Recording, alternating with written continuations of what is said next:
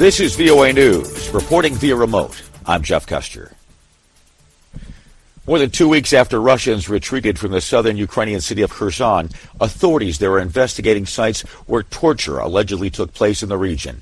Associated Press correspondent Karen Shamas has details.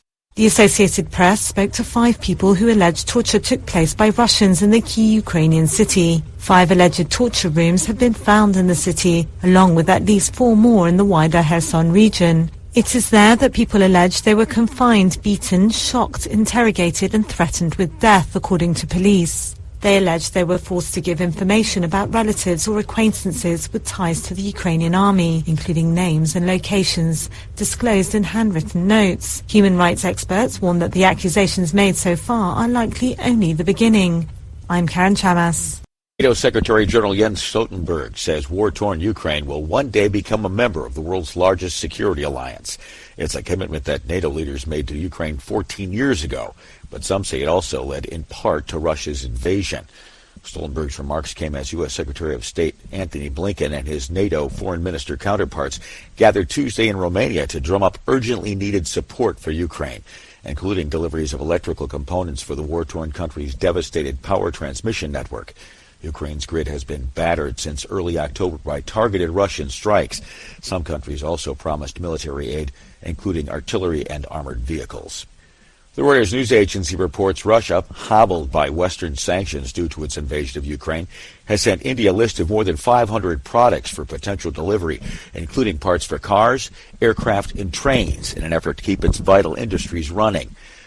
A source with the Indian government told Reuters the list is provisional. It's unclear how many of the items will eventually be exported. This is VOA News.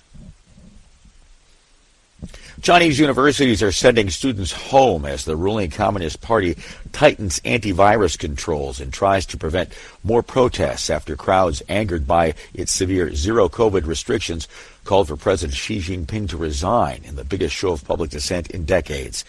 With police out in force, there was no word of protest Tuesday in Beijing, Shanghai, or other major cities. Some antivirus restrictions were eased Monday in a possible effort to diffuse public anger following the weekend protests in at least 8 cities. But the ruling party affirmed its zero-COVID strategy, which has confined millions of people to their homes in an attempt to isolate every infection. In an interview with the Associated Press, International Monetary Fund Managing Director Kristalina Georgieva says China should move away from massive lockdowns and instead take a more targeted approach to fighting COVID-19. We have been recommending for some time now a recalibration of China's zero-COVID policy, exactly because of the impact it has both on people and on the economy. It is tough on people.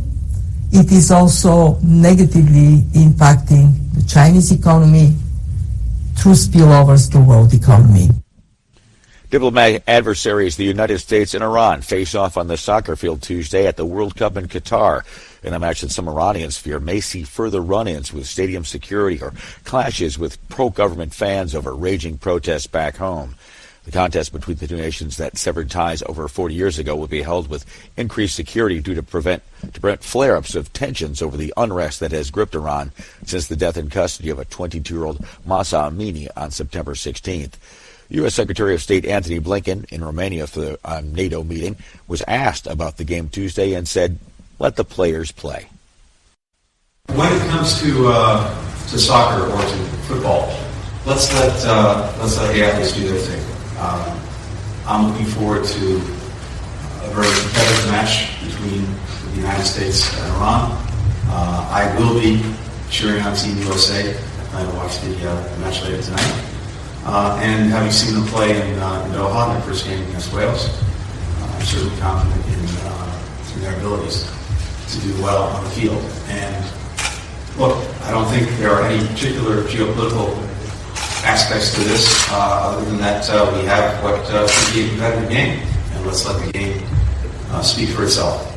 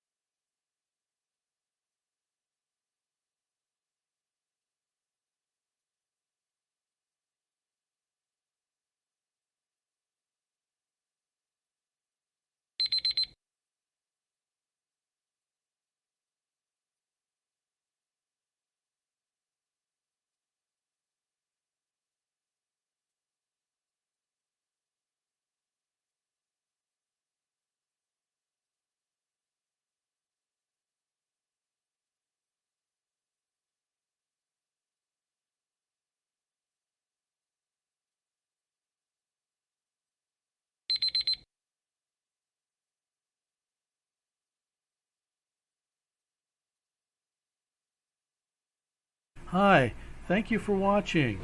I hope the videos are useful for you. Please subscribe to my channel using the button below.